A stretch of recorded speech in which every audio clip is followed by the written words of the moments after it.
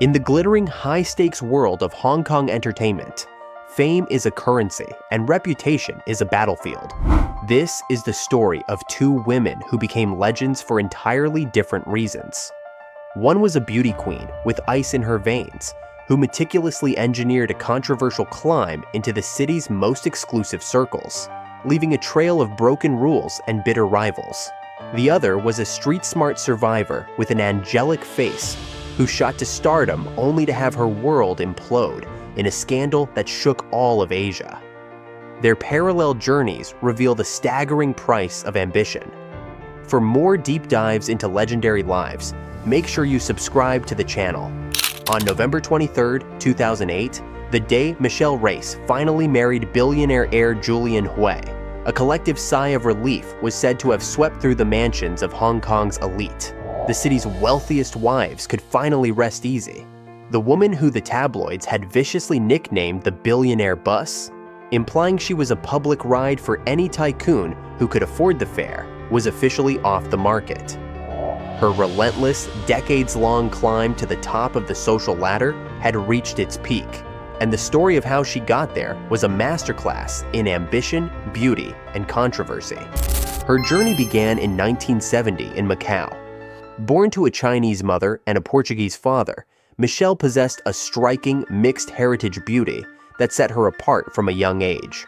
But her childhood was far from a fairy tale. Her father abandoned the family when she was just a little girl, leaving her mother to raise two daughters alone. This early betrayal instilled in Michele a deep-seated resentment and a powerful drive to escape the instability she had known. Her mother, recognizing the asset she had in her daughter's stunning looks, put her in her first infant advertisement at the age of 3. It was the first time Michelle's face earned money, but it would not be the last. Despite their financial struggles, her mother managed to send Michele and her sister to a prestigious all-girls school.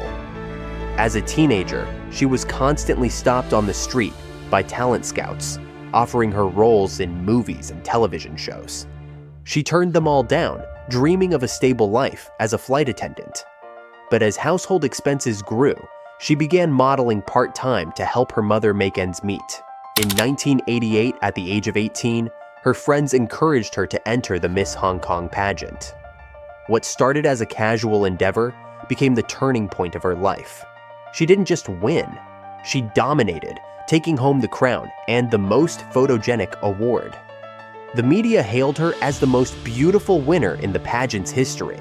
That crown was not just a tiara, it was a golden ticket into the world she craved. Almost immediately, she was cast in films alongside the biggest stars of the era, from Leslie Cheung to Jet Li. But her acting was never the main event. Directors knew her role was simply to be a breathtaking presence on screen, a human flower vase, whose beauty was a spectacle in itself. While her film career was respectable, it was her off-screen life that truly captivated the public and built her notorious reputation.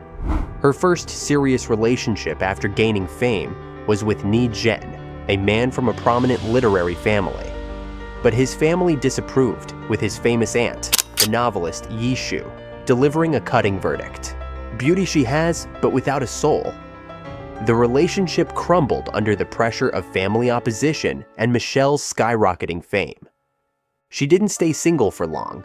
Her next target was in a different league entirely, the notoriously profligate real estate tycoon Joseph Lau. Lau was a man whose love life was the stuff of legend, a collector of beautiful starlets who he showered with extravagant gifts. He was also a married man. This did not deter Michele in the slightest. Lau was famous for his grand romantic gestures, and for Michele, he pulled out all the stops. He gifted her luxury cars, designer bags, and, most significantly, multi-million-dollar villas. She was completely captivated by his wealth and power, believing he was her destiny. But she was not the only woman in his life. Lau juggled multiple mistresses, including other famous actresses like Rosamund Kwan and Ada Choi. Michele, however, refused to be just another name on his list. Her ambition grew, and she set her sights on the ultimate prize, becoming Mrs. Lau. This meant she had to oust his original wife, Teresa Bow, a woman widely respected for her grace and tolerance of her husband's philandering. Michele's alleged campaign against Teresa was ruthless and became a dark legend in Hong Kong society. It was rumored that she would call Teresa in the middle of the night, not to be discreet, but to taunt her. Sometimes she would launch into tirades of verbal abuse. Other times, she would call when she knew Joseph was home, openly flirting with him on the phone to provoke his wife. She relentlessly pressured Lau to divorce Teresa, but Lau, for all his affairs, had no intention of being tied down to one woman again. After a decade of being his most prominent mistress, from the age of 19 to nearly 30, Michele realized she would never get the ring. The golden years of her youth had been spent, and she was no closer to her goal. She decided to cut her losses and find a new path. After a brief, failed romance with a model 5 years her junior, she was reminded that she could not return to a normal life. She had grown accustomed to luxury. Her gaze soon fell upon the perfect target, Julian Hui. Julian was the definition of a useless heir, a man born into immense wealth with little personal ambition. More importantly, he was married to Pansy Ho, the capable and brilliant daughter of Macau's casino king, Stanley Ho. Theirs was a strategic union of two powerful dynasties, but it was a loveless one. As their marriage cooled, Julian began to stray, and Michele saw her opening. She moved in swiftly. Soon, photos of her and Julian in passionate embraces were splashed across the front pages of every newspaper. The public was outraged. She was condemned for shamelessly inserting herself into another high-profile marriage. But Michele was impervious to the criticism. She and Julian flaunted their affair, appearing at the most glamorous venues, their relationship a public spectacle. The pressure became too much for Pansy Ho, who finally filed for divorce. Michele had won. In 2008, she walked down the aisle and officially became Mrs. Hui.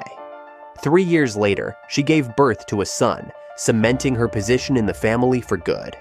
The billionaire bus had finally reached its destination, and the other wives of Hong Kong's elite could finally lock their gates. While one woman was strategically conquering Hong Kong's high society, another was emerging from the city's gritty underbelly, destined to become a different kind of icon.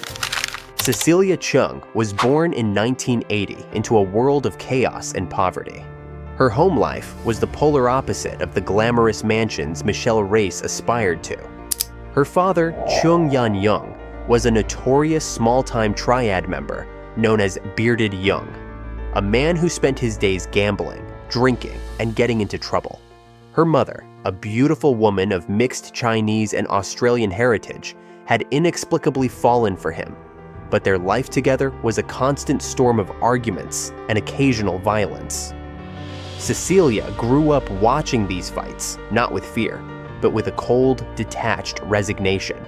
The instability of her home hardened her. She learned to curse and fight like a street punk, a stark contrast to the angelic face she was born with. She envied other children for the simple gift of a peaceful family, a luxury she never knew. When she was 9, the fragile family unit finally shattered. Her parents divorced, and her mother decided to escape the turmoil of Hong Kong, taking Cecilia with her to Australia. The hope was that a new environment would soften her rebellious daughter's edges, but life down under was a different kind of struggle. Money was a constant worry. Seeing her mother age with worry, Cecilia grew up fast, taking on the burden of their survival. From a young age, she worked any job she could find, from waiting tables to secretly performing at nightclubs, a fact she kept from her mother. The experience in those bars was a harsh education. She learned that in such an environment, a woman couldn't afford to be too innocent if she wanted to make money. She adopted the persona of a world-weary girl, a cigarette always in hand, her language peppered with curses. This tough exterior was a shield, built to protect a deep-seated insecurity born from a childhood without safety or love. At 17, tired of life as an immigrant, she decided to return to Hong Kong, She had modest dreams of becoming a nurse, a stable, respectable job. But fate had other plans. While walking down the street one day, her stunning, ethereal beauty caught the eye of a talent scout. She was cast in a commercial for lemon tea, and the ad became an instant sensation. Her fresh, pure face captivated the city. In that moment, her dream of being a nurse vanished, replaced by the dazzling promise of show business. Her entry into the entertainment world brought her first real romance with Chu Wing-tong, a member of a popular boy band. More importantly, his brother was Chu Wing-lung, one of Hong Kong's most powerful talent managers. The brothers saw her immense potential and took her under their wing. They became her protectors, even reportedly paying off millions in gambling debts for her triad father to save him from being hunted down by rival gangs. With their backing, Cecilia's career was poised for takeoff, but no one could have predicted how high she would fly. In 1998, the undisputed king of Hong Kong cinema, Stephen Chow, was looking for a lead actress for his new film, King of Comedy. The role was for Liu Piu Piu, a young nightclub hostess who was outwardly tough and cynical, but possessed an inner innocence. During the audition, Chow tested the aspiring actresses by handing them a pen and asking them to pretend to smoke. One after another, the girls gave stiff, awkward performances. When it was Cecilia's turn, she looked at the pen with disdain. "Why give me a pen?" she asked him directly. "If you want me to smoke, give me a real cigarette." Chow was taken aback, then intrigued. He handed her a cigarette. She took it, expertly lit it, took a deep, practiced drag, and tilted her head back, exhaling a cloud of smoke. Her eyes, lazy yet alluring, held a story of experience that belied her youthful face. Stephen Chow knew instantly he had found his star. The bitter days she had spent in the bars of Australia had unwittingly prepared her for this exact moment. The character of Liu Piu Piu was her own life reflected on screen. The face of a first love, forced by harsh circumstances into a cynical world. The film became the highest-grossing movie of the year, and Cecilia Chung became a household name overnight. The scene where Stephen Chow yells, "I'll support you," to her retreating figure became one of the most iconic moments in Hong Kong cinema. Her fame skyrocketed. She followed up her debut with the romantic drama Fly Me to Polaris, where she played a gentle, caring nurse, fulfilling her old dream on screen. Although her naturally husky voice was often criticized, she sang the film's theme song, which became a massive hit. The movie cemented her status and earned her the industry's most coveted title for a young actress, Jade Girl. She became the new icon of purity, the successor to a long line of wholesome female stars. It was a label she never accepted personally, knowing the rough reality of her past. But it was the image the public craved, and for a time, she was trapped within it. A street-smart survivor packaged and sold as the embodiment of innocence. Her career was a runaway success, but the complicated life she had tried to leave behind was about to catch up with her in the most spectacular way.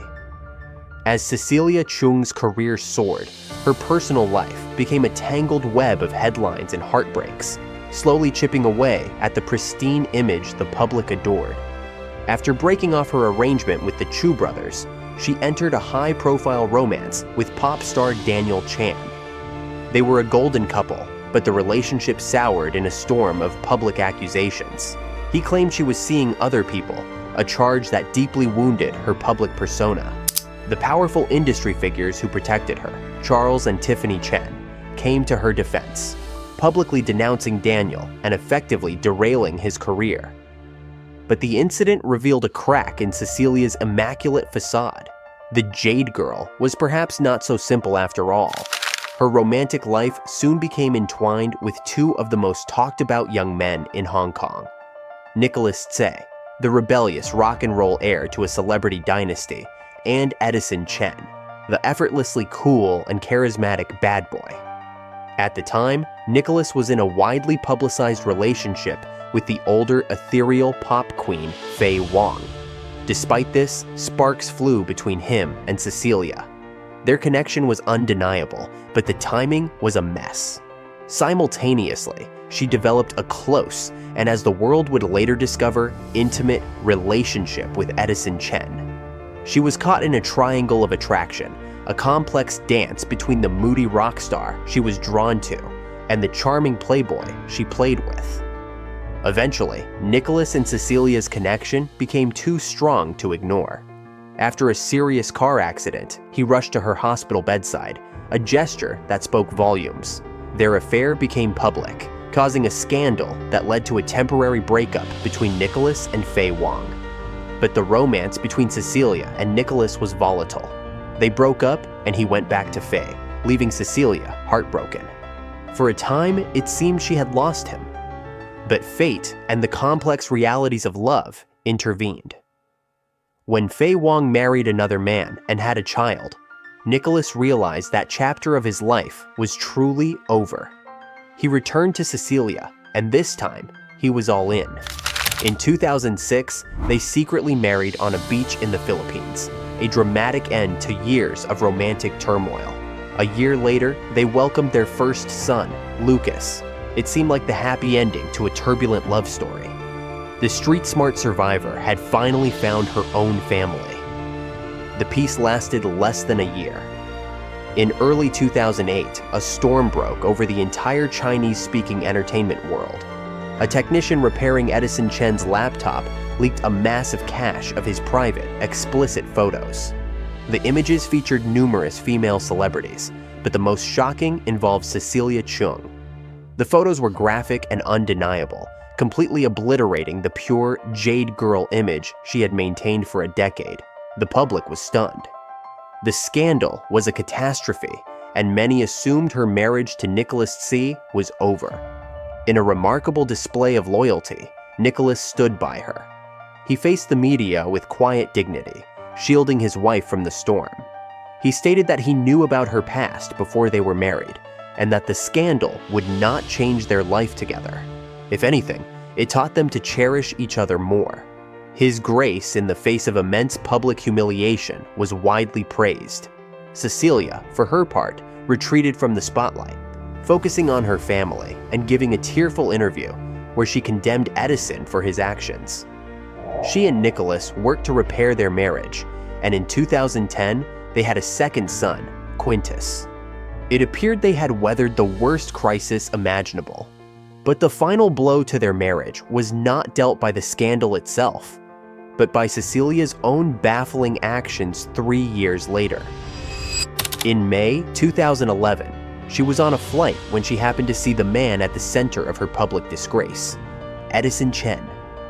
Instead of ignoring him, she actively asked to switch seats to sit next to him. Passengers watched in disbelief as the two chatted and laughed for the entire flight, appearing to reminisce like old friends. To cap it all off, before they landed, she happily posed for a friendly photo with him. The news hit the internet like a second explosion. For Nicholas Tse, who had sacrificed his pride to stand by her, this was an unforgivable betrayal. It was a public declaration that she felt no remorse and had no respect for the humiliation he had endured. It was the final straw. He quietly left for a film shoot in Malaysia and never looked back. In 2012, they officially announced their divorce. Cecilia secured custody of their 2 sons. After the divorce, Nicholas eventually found his way back to his first great love, Fei Wang, and the two have been in a quiet, stable relationship ever since.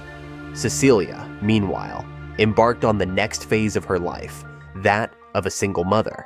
She hustled, taking on jobs in mainland China, appearing on reality shows, and doing whatever it took to provide for her children. Her story took another mysterious turn in 2018 when she announced the birth of a 3rd son, with the identity of the father remaining a fiercely guarded secret. Today, the woman who was once the purest face in Hong Kong cinema is a survivor, a single mother of 3 boys, her life a testament to a game of high stakes where she held a winning hand but played it into a devastating loss. In the end, two of Hong Kong's most captivating women found their own versions of survival. Michele Reis played a long and calculated game, trading her public reputation for a permanent place in the opulent world she had always desired, a victory measured in carats and square footage. Cecilia Chung, on the other hand, lived a life of raw emotion and impulse, reaching the highest peaks of fame before a spectacular fall from grace. Yet, from those ashes, she re-emerged not as an icon of purity, but as one of resilience. Whose story do you find more compelling? Let us know in the comments, and don't forget to like and subscribe for more.